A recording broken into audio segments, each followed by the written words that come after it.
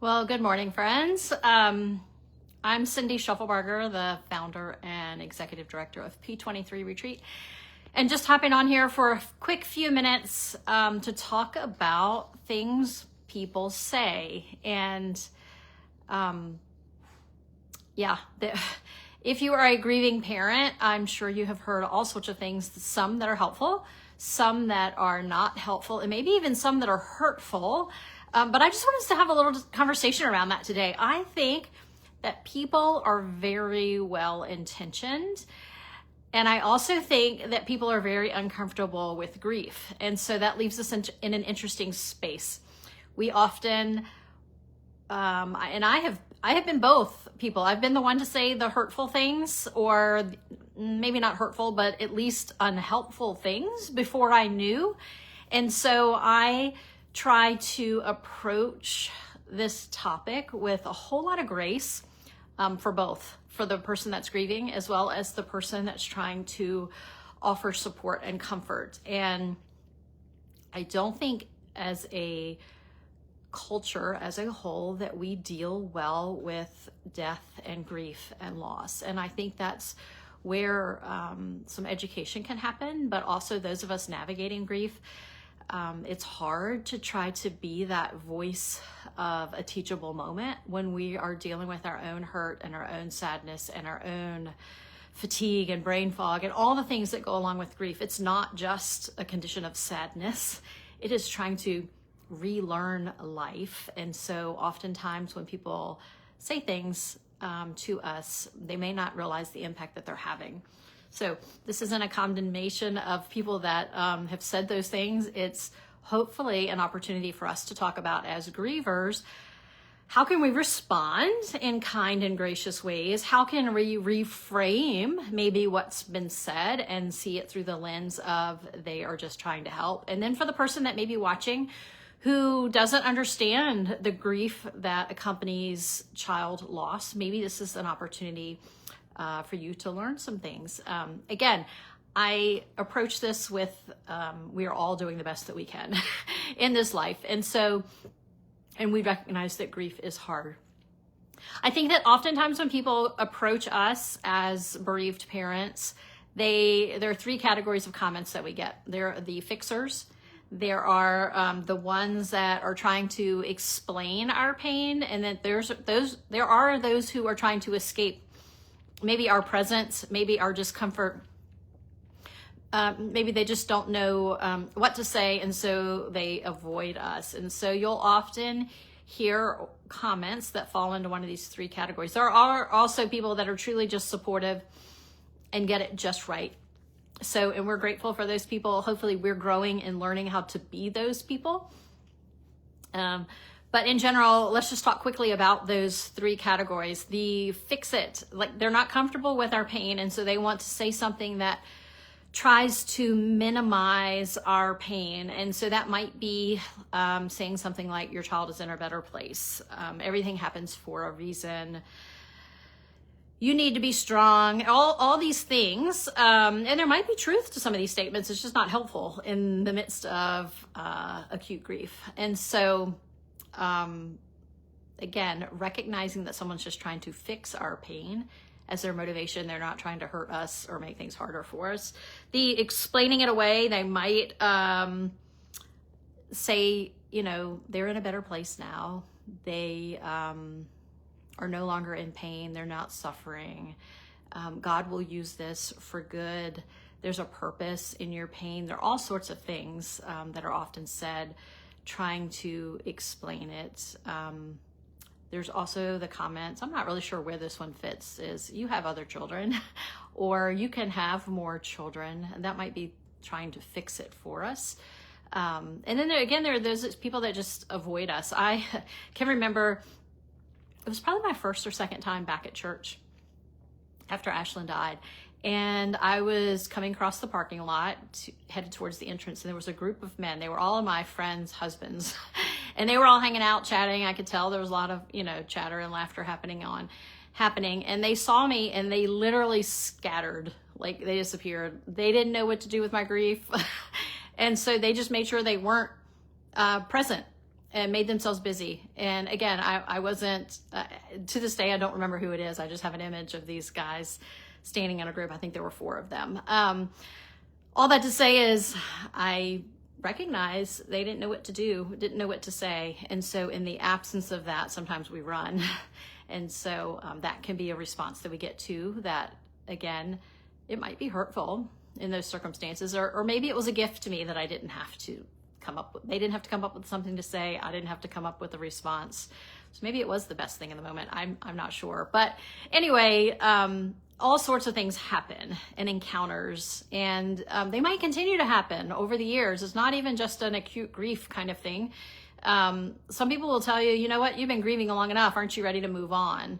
And again, not helpful to us. If that's where we are, that's where we are. And there might be some other ways that help move us along in our grief, not fixing our grief, healing our grief, forgetting our grief, but moving us along, taking a step forward. There might be some other helpful things that might actually help us do that. Things like take as long as you need in your grief. I'm here for you. I am sorry for your loss. Know that I still remember Ashlyn, and insert name of the child. Saying their child's name can be helpful in healing, knowing that their child's not forgotten. So there are helpful things that can be said. And again, and here's the interesting thing. Sometimes when someone says something helpful to me, that's when I cry. It's not oh my goodness, I'm tongue-tied.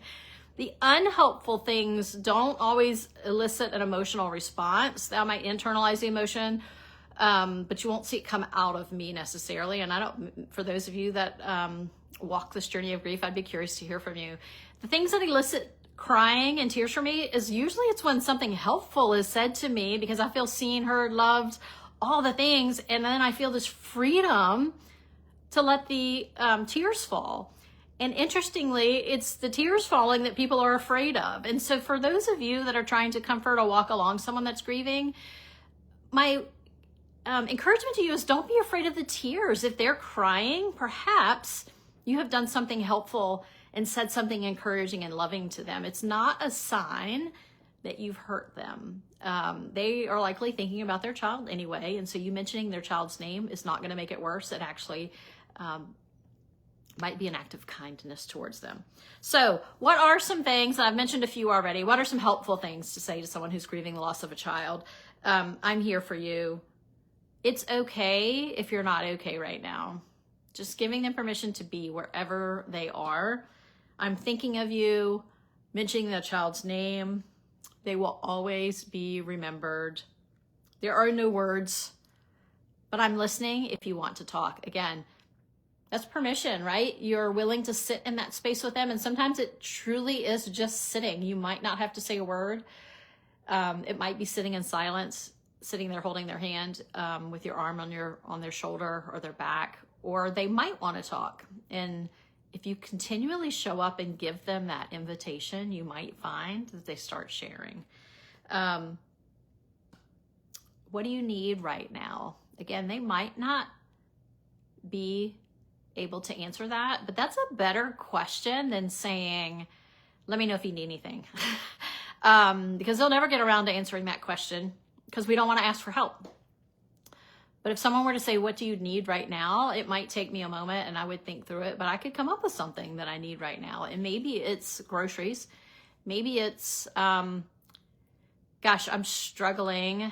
And again, I'm reflecting back on those early days. I'm struggling to make sure my kids have some happy experiences in life while we're still grieving. Kids grieve differently. So maybe it's, could you take my kids out for a play date or have my kids over for a play date? There's a whole range of things. But again, asking what do you need right now is a little bit easier question for us to answer than just saying, let me know if you need anything.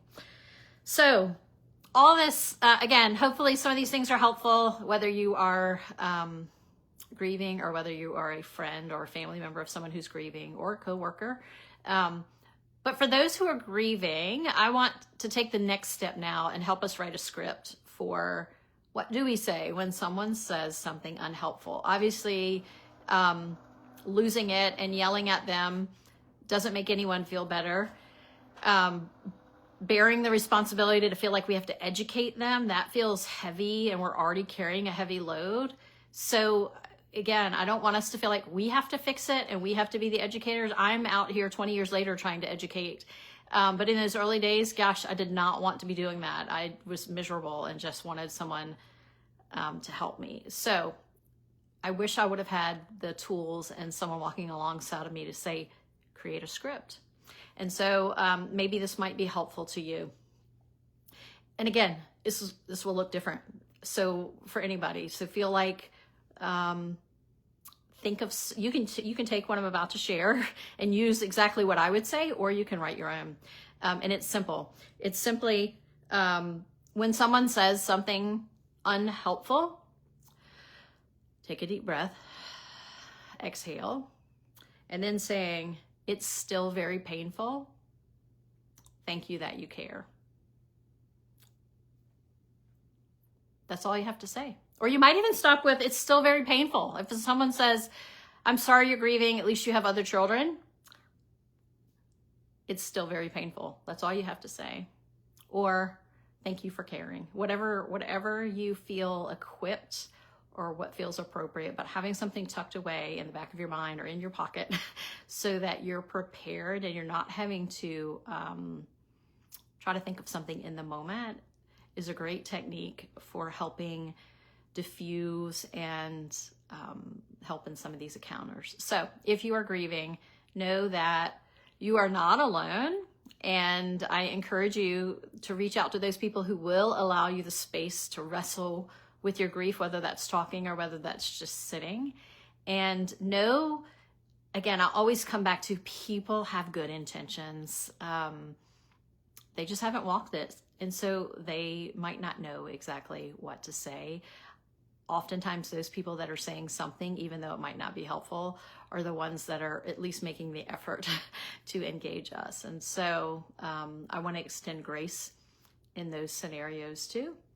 And again, I always try to frame it in that perspective. We're all doing the best that we can. So be gentle with yourself, be gentle with others, and be prepared as best you can. Again, we can't know everything that's going to be said, and we can't fully protect our hearts. And part of that's because we're already dealing with heavy things. So I hope that you will give yourself permission today. I hope that you will prepare yourself today and know that you are loved and you are seen. And yeah, I'm walking with you through this many, many years later. So hope your day goes well, and we will, I'll be back on here next month. Have a great day.